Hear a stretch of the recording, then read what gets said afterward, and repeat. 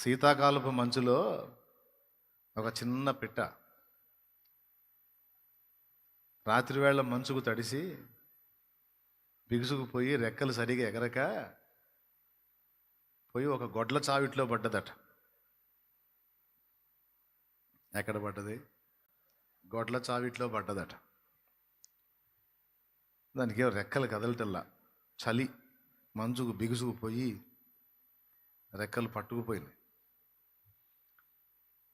గొడ్ల చావిట్లో పడితే ఆవుల గేదెలు ఉంటాయిగా, సరిగ్గా ఇది ఎక్కడైతే పడిందో దానికి పక్కగా ఒక ఆవు నిలబడి ఉందట. ఇది ఎప్పుడైతే ఆడ పడిందో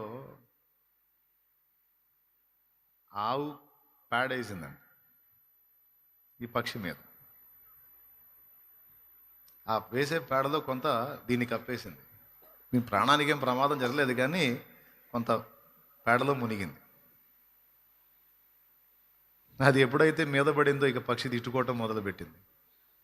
ముందే నేను రెక్కలు లేక ఒక చస్తుంటే ఇది వచ్చి పేడేసింది, నా మీద పనికి మాలింది, అట్టాంటిది ఇట్లాంటిది అని తిట్టుకుంటా ఉంటే ఆ పేడలోని వెచ్చదనానికి దీనికి పోయే ప్రాణం వచ్చినట్టు అయింది. అర్థమైందా? పోయే ప్రాణం వచ్చినట్టు కాస్త సేద తీరింది. పోనీలేబ్బా, మంచుకు సచ్చేటట్టున్న నా మీద ఈ పేడబడి వేడి వల్ల నేను కాస్త సేద తీరానని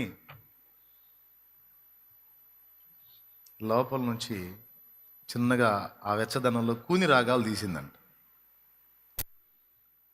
కూని రాగాలు తీస్తుంటే తన మీద ఉన్న పేడని ఎవరో తొలగిస్తున్నట్టు అనిపించిందట.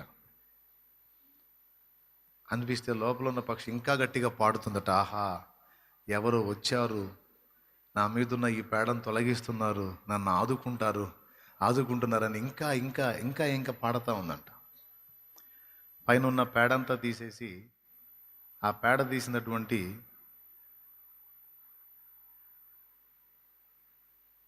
పిల్లి తప్పిమని ఆ నోటితో కార్చుకొని వెళ్ళిపోయిందంట పక్షిని.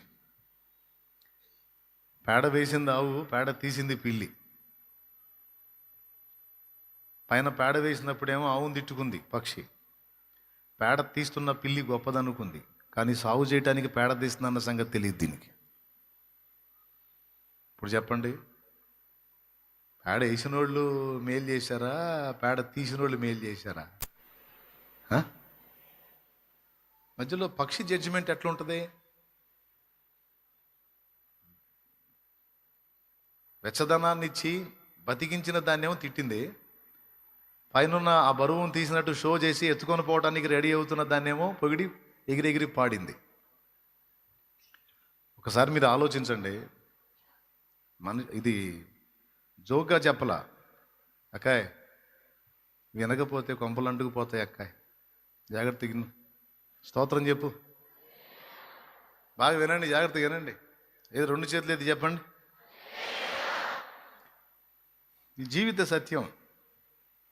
మనిషి ఎప్పుడూ కూడా ఇలాంటి విషయాల్లో వివేకం కోల్పోకూడదు. అర్థమైందా? ఎవడు గుంట తీసేవాడో, ఎవడు గుంటలో నుంచి బయటికి లాగేవాడో తెలుసుకొని ఉండాలి. ఎవరు నిజంగా ప్రేమిస్తున్నారో, ఎవరు నటిస్తున్నారో తెలుసుకోవాలి. కానీ ఏం చేద్దాం? ప్రేమ అనేది పవిత్ర హృదయం నుండే కాదు, గ్యాంబ్లింగ్ మాస్టర్ల దగ్గర నుంచి కూడా వచ్చింది. దానికి బుక్కై చాలామంది జీవితాలు నాశనం చేసుకున్నారు. నిన్ను చూడక ఉండలేననే మాటలు విన్నావా, నీవు లేకపోతే బ్రతుకలేనని రాతలు చదివావా, ప్రేమంటేనే తెలియని మనుషుల గారడి చెల్లెమ్మ, ప్రేమ పేరుతో మోసపోతే అది ఆరడి బ్రతుకమ్మా,